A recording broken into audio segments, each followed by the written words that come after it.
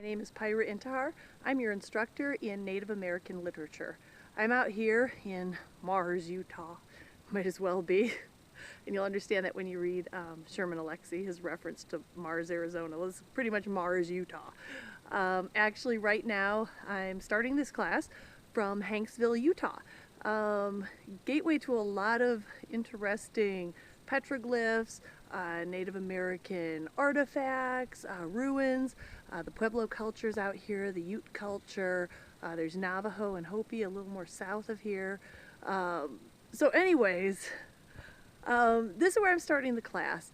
And why study Native American literature? Why study any literature, for that matter? Why study Greek literature? Why study European literature? Why study African literature, Chinese literature? Literature gets us closer to the people, to a particular culture. What you do find certain just similar themes, similar tropes, similar narrative styles often running through literature. In fact, if you read Joseph Campbell, A Hero's Journey, Joseph Campbell's whole premise is that every storyteller is essentially telling the same story, the same hero's journey. There's always a call to action, there's a triumph, and there's an elixir at the end that benefits the community. Study Joseph Campbell and you'll find that to be true, actually. It'll ruin every movie you ever see because you'll say, I know how this movie's going to end, or I know how this book is going to end. So why study literature? Because it interests us.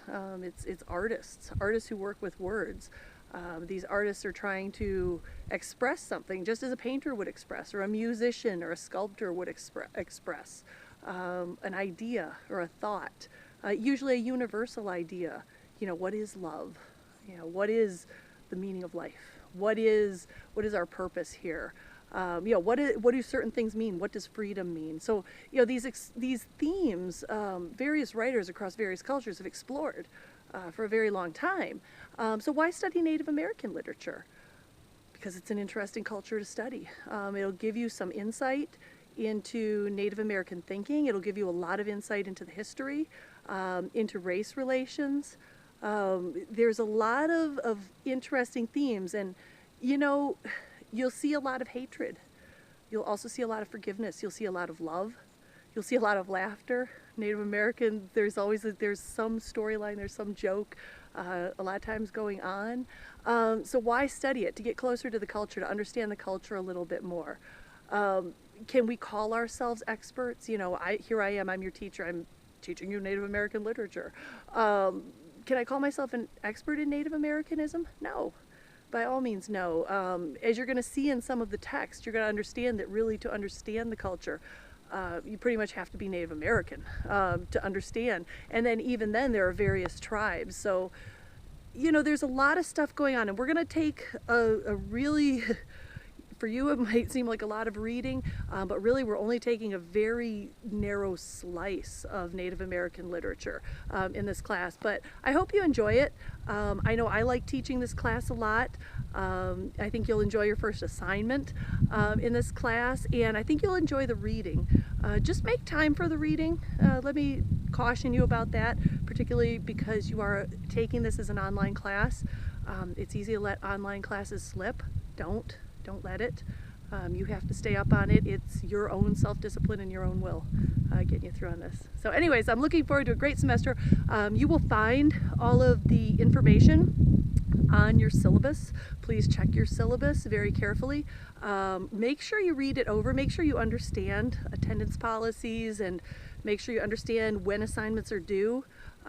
There's a lot of stuff in an online class that you have to just get started on right away. You can't let it slide. You can't say, oh, I'll figure it out later. For me, when I start an online class, before the classroom even opens its doors, I'm usually working on it about between 3 and 5 weeks out.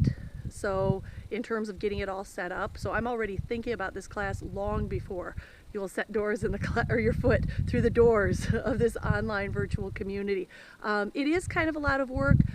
But the cool thing is, though, is you're studying it on your own, and I feel that online students actually get a lot more out of the class because you do have to be more engaged. You have to be more fully engaged, I think, than sitting down in a desk and, you know, waiting for your teacher to spoon feed you.